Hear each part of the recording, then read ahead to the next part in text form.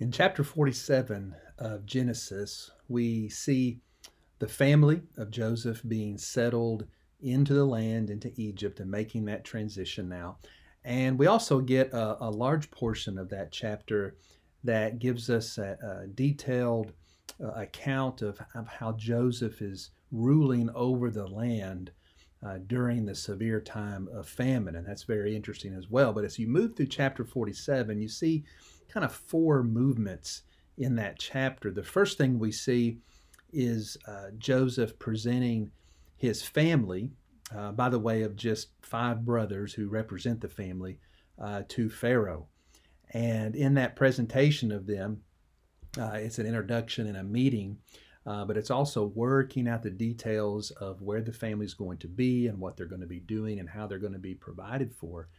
And you see that the coaching that Joseph had done with his family in the previous chapter, now they see what he was talking about.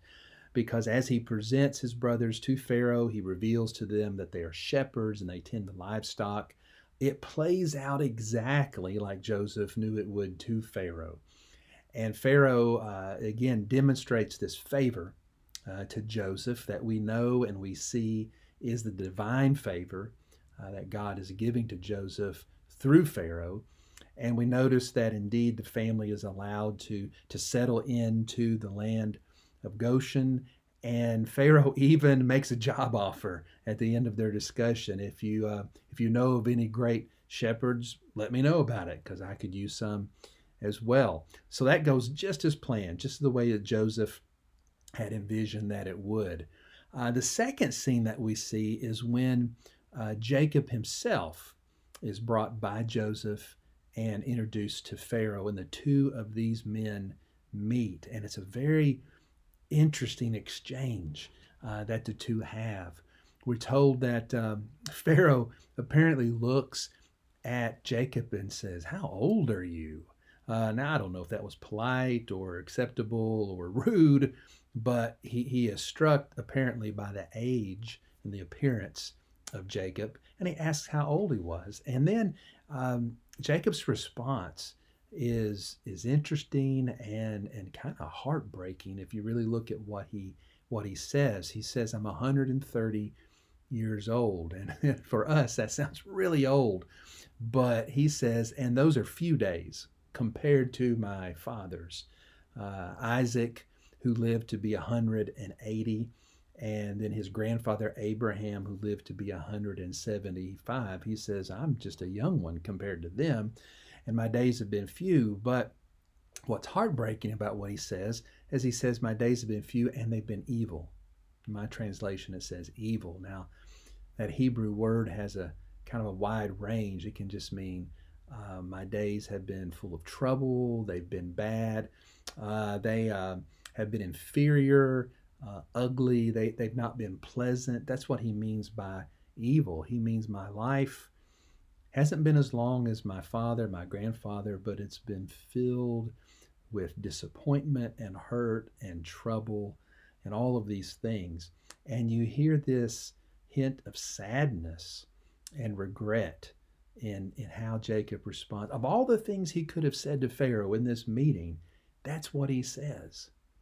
It's very interesting because it reveals the heart of where Jacob is toward the end of his life now. He looks back, obviously, with a lot of regret and a lot of sadness.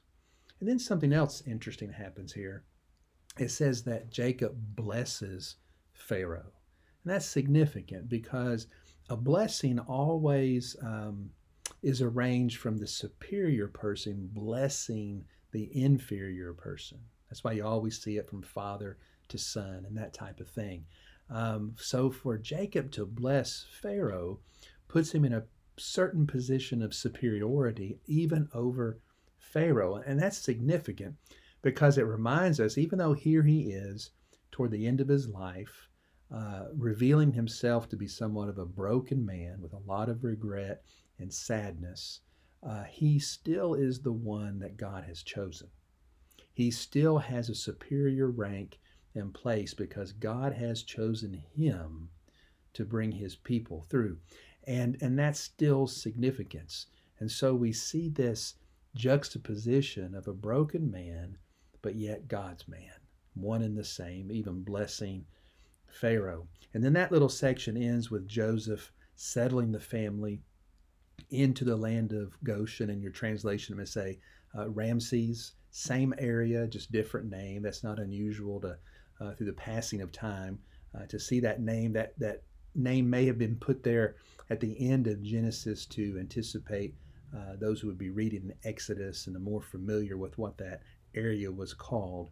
But we see that finally the family is settled in, and Joseph makes for all of their provision. Every need is met.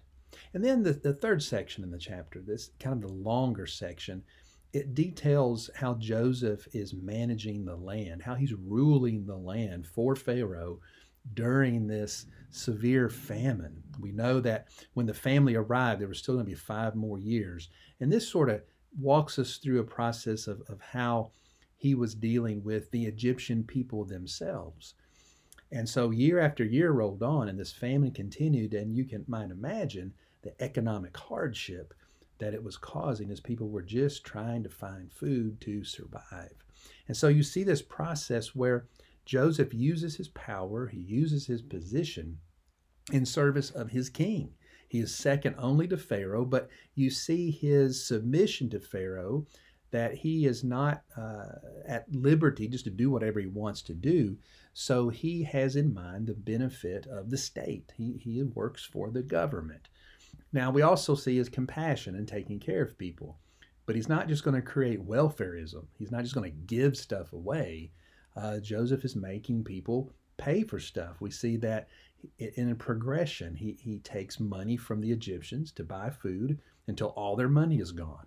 When their money is gone, he begins to take their livestock, their assets. And when all of that is gone, he then began to let them sell the land to Pharaoh in exchange for food.